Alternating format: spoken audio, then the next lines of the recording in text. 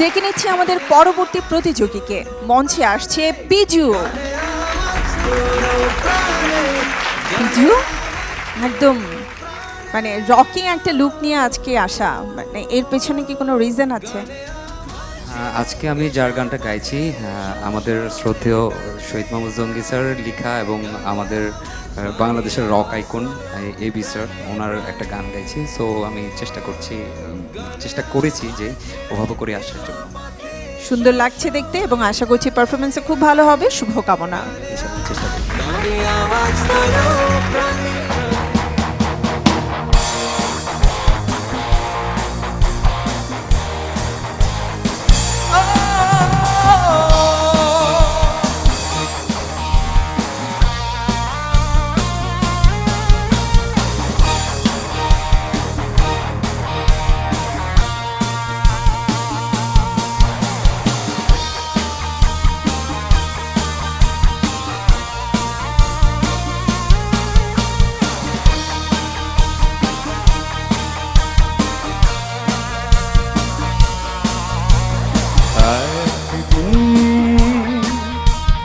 ঘুম ভাঙা শহরে মায়াবী সন্ধ্যা, জাদু জাগা এক রাতে একটি কিশোর ছেলে একাকী স্বপ্ন দেখে, হাসি আর গানে সুখে ছবি আঁকে। আহা কি যে সুর,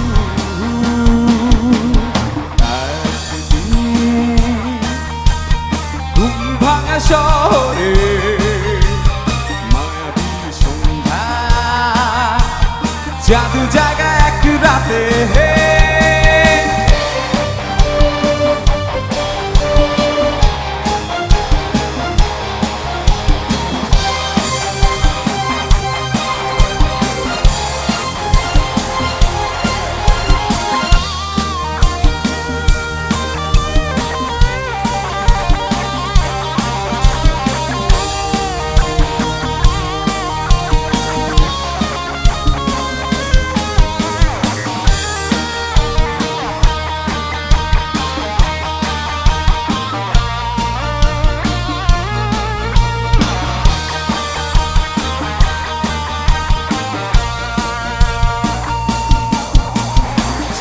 সব বিমূর্ত হয়, যায় না বোঝা যায় না, আশার ঝর্ণা পায় না সুখের ঠিকানা। হতাশা শুধু সাথী হয়ে যায়, সে কিশোরে বা জীবন ছেড়ে পালায়।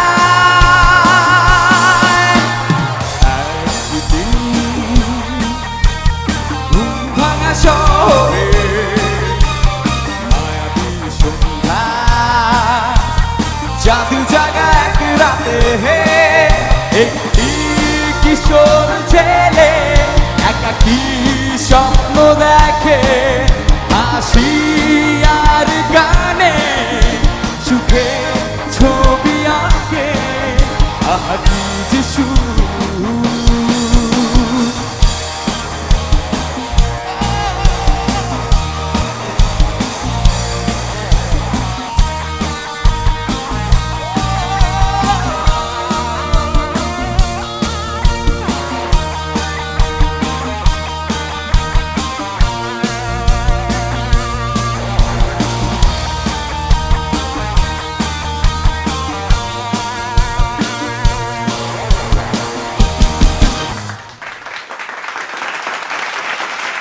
পিজু একেবারে রকিং পারফরমেন্স। মানে এবারে আমি বুঝতে পারছি যে লুকস, গিটার, মানে সানগ্লাস কেন এরকম হলো, তাই না? ইয়েস। আমি আমাদের বিচারকদের কাছ থেকে জানবো। প্রথমেই আমরা জঙ্গি স্যারের কাছ থেকে জানতে চাই, যেহেতু গানটা স্যারের নিজের, স্যার আপনার কাছে কেমন লাগলো? আচ্ছা, গানটা পিজু গেয়েছে, ভালোই গেয়েছে, খুব কঠিন গান। হ্যাঁ, তো আমি একটু গানের গল্পটা একটু করে বলি, ছোট্ট করে। এটা একবার টেলিভিশন তখন একটাই ছিল, ভিটিভি।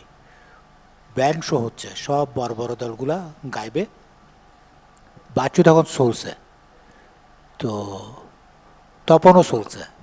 তপন কী কারণে জানি ওই অনুষ্ঠানে গাইতে পারছে না, মান সম্মানের প্রশ্ন, সব বড় বড় ব্যান্ড গাইবে, এখন সোলসের কে গাইবে? সিদ্ধান্ত হলো বাচ্চু গাইবে। খুব সম্ভবত বাচ্চু সেটা প্রথম performance as a band member টেলিভিশনে। মানে বাচ্চু ভাই তখন গাইতো না? না, গাইতো না, তপন গাইতো। যাই গান টেলিভিশন হলেই তপন গাইতো। তো একটা নতুন গান তৈরি করতে হবে। আমরা চট্টগ্রাম থেকে 2টা মাইক্রোবাসে সোলস রওনা হয়েছে। একটা মাইক্রোবাসে আমি, বাচ্চু, পার্থ তখন নতুন জয়েন করেছে সোলসে কিবোর্ড প্লেয়ার হিসাবে। যেহেতু বাচ্চু তো গিটার বাজায়, আর সাথে রনি ছিল ড্রাম বাদক ওদের। আমি ছিলাম গানটা লেখার জন্য, বাচ্চু ছিল যতক্ষণ পারে সুর করার জন্য। তো আমরা ওখান থেকে রওনা হয়েছে, আসছি গান আর আসে না, প্রায় মেঘনা সেতুর কাছাকাছি এসে গেছি। তখন বাচ্চু অনেক দিন আগে একটা এই গানের প্রথম 2টা লাইন লেখা হয়েছিল, তারপর আর এগোয়নি ওঠেনি। ওটা আর একটা গল্প, সেটা ছিল একদিন ঘুমভাঙা শহরে, এই লাইনটা লেখা হয়েছিল। তো বাচ্চুর মনে পড়েছে, বলছে পার্থ একদিন ঘুমভাঙা শহরে কেমন হয় রে? পার্থ বলছে খুবই ভালো। বলছে জঙ্গি ভাই তাহলে এটা লেখেন না। আমরা ঢাকায় এসে পৌঁছলাম সন্ধ্যা 7টা থেকে 7:30। তখন সবার আড্ডা ছিল এলিফেন্ট রোডে ব্লু নাইল হোটেলে। তো ওখানে 15 নম্বর রুমটা উঠলাম মানে বাচ্চু ওখানে থাকতো আগে থেকে, আর বাচ্চু আর আমি ওখানে গেলাম ওই রুমে। বাচ্চু গিটারটা নিয়ে বসলো আর পার্থ বসলো কিবোর্ডে। অনেকক্ষণ করে এই যেটা আমরা অসাধারণ পিস যেটা শুনলাম শুরুতে, যেটাকে বলা হয় যে এরকম আর হবে না, তো এই জিনিসটা সে তৈরি করলো। আর তাকে সাথে সঙ্গ দিল পার্থ। অনেক রাত 1টা পর্যন্ত থেকে 2টা পর্যন্ত থেকে আমি বললাম যে আমি চলে যাই, আমি আর পারছি না। তো আমি চলে গেলাম, বাসায় চলে গেলাম। ওরা সারা রাত কাজটা করলো, সকালে নাস্তা করে ভিটিআর করতে গেল বাংলাদেশ টেলিভিশনে।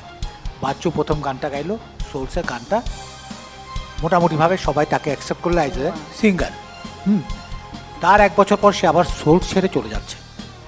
যখন চলে যাচ্ছে সোলসের কাছে সে একটাই আবেদন করলো যে একদিন ঘুমভাঙা শহরে আমাকে দিয়ে দেন, আমি এটা নিয়ে চলে যাই। তো ওটা ওকে দিল। সে ব্লু নাইল হোটেল থেকে নামছে সোলস ছেড়ে দিয়ে সিঁড়ি দিয়ে, আর আমি সিঁড়ি দিয়ে উঠছি। পথে সে আমাকে জড়িয়ে ধরে বললো যে জঙ্গি ভাই সোলস ছেড়ে দিলাম, তবে আপনার গানটা নিয়ে যাচ্ছি। ওটা এলআরবির প্রথম গান, একদিন ঘুমভাঙা শহরে। অনেক ধন্যবাদ কিছু, ভালো গেছে। Thank you so much. ধন্যবাদ স্যার। গানের পেছনে আসলে কত গল্প থাকে, আপনাদের সহচার্যে আসলে আমরা সেগুলো জানতে পারি। আমরা চমৎকার একটা গল্পও জানলাম। সামিনা ম্যাম। উফ, পিজু তুমি তো মানে একদম রক, একদম রকিং পারফরমেন্স যাকে বলে, মানে দারুণ, thank you so much. Excellent. Bonna ma'am. কিছু বলার আগে আমার একটা কৌতূহল আছে। হ্যাঁ, আমি দেখলাম যে এই গানের সাথে সবাই চোখে কালো চশমা পরে নিল। গানটার সাথে কালো চশমার সম্পর্কটা কি? এপাশে ওপাশে মাঝখানে সবার চোখে একটা করে কালো চশমা। দিদি ব্যাপারটা হচ্ছে কি, ব্ল্যাক সানগ্লাস একটা রক আইকনের একটা সাইন। আচ্ছা, সো আমরা বাচ্চা ভাইকে আমরা লালন করি, ধারণ করি, ওইটারই একটা শো অফ আর কি। আচ্ছা, এটা আমি একটা নতুন জিনিস জানলাম, আমার অভিজ্ঞতার ঝুলিতে সংযুক্ত হলো যে রকের সাথে কালো চশমার সম্পর্কটা। পিজু, তোমার টোটাল প্রেজেন্টেশনটা ভালো ছিল। গানটা মানে তুমি খুব মানে রকিং একেবারে গেছো, এবং সবার আমার ধারণা যারা অনুষ্ঠান দেখছেন তারা সবাই এনজয় করবে তোমার গানটা। ধন্যবাদ ম্যাম। আর আমি আরেকটু যুক্ত করতে চাই, পিজুর পারফরমেন্সের সাথে আমাদের শামু ভাইয়ের পারফরমেন্সটাও কিন্তু খুব ভালো ছিল। এটা তো আমি মানে কি বলবো, এটা আমি বলতে চাইছিলাম। আমি তো সাথে সাথে ক্লাপস দিলাম, তালি দিলাম ওর পারফরমেন্সে। এক্সেলেন্ট। মানে ও বোধহয় নিজেও খুব এক্সাইটেড হয়ে গেছে যে একদম মাঝখানে চলে এসে যেভাবে সে অ্যাকম্পানি করলো, খুব ভালো লেগেছে। ধন্যবাদ পিজু, তোমার জন্য অনেক অনেক শুভকামনা রইল। এভাবেই রকিং পারফরমেন্স দিয়ে আমাদেরকে সবসময় মাতিয়ে রাখো।